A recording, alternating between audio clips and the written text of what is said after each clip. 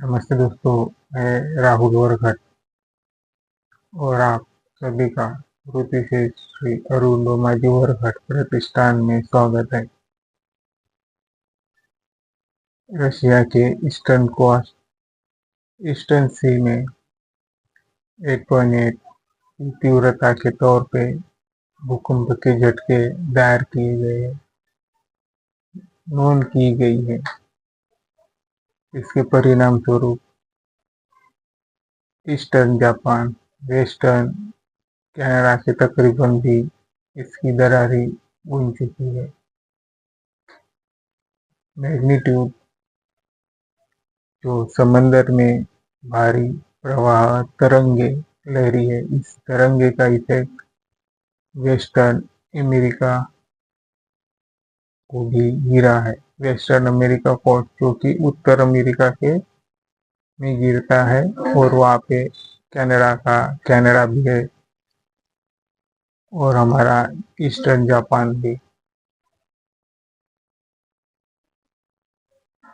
और जो भूकंप के झटके दायर हुए हैं वो कामचटका पेनिनसुला में दायर की गई है।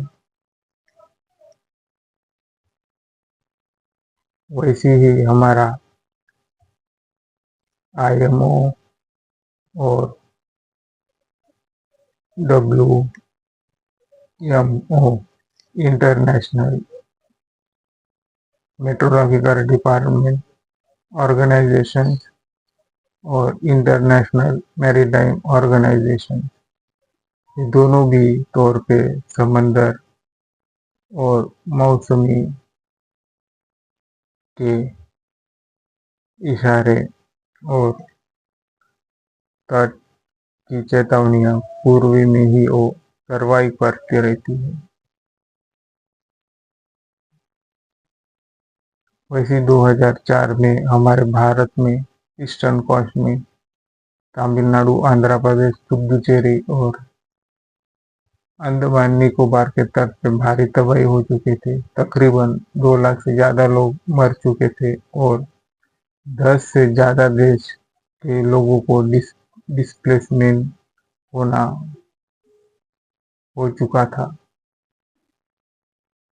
तो जो ये इंडियन मेट्रोलॉजिकल डिपार्टमेंट है, जो कि अर्थ एंड साइंस मिनिस्ट्री के अंदर आता है, और जो IMD है वो चेतावनी देता है, इंडिकेट करता है कि इस तट पे ऐसी रेड अलर्ट, ऑरेंज जोन या ग्रीन जोन इंडिकेट करती है और हमारे मंत्रालय को गाइडलाइंस इशू प्रोवाइड करती है। और जो मैरीटाइम डिपार्टमेंट है वो मिनिस्ट्री ऑफ शिपिंग, पोर्ट और वाटरवेज के अंदर आता है, जो कि हमारे वाटरवेज जो रास्ता है समंदर का उसे देख रेख करती है। जो बंदरें हैं तट पे बड़े बड़े, उनको भी अवेयरनेस करने का काम करती है। और जो शिपिंग से जो बड़े बड़े कंटेनर है, माल है, उसको भी तो कुछ दिनों के लिए स्थगित कर देती है। तो ऐसे ही रशिया, जापान, USA,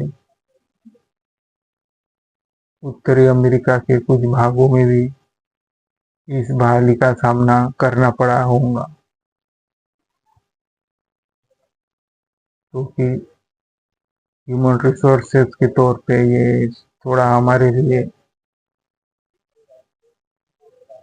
जो सप्लाई ऑफ फ्लोज है सामग्री का वो बाहर हो सकती है, हो चुकी होंगी।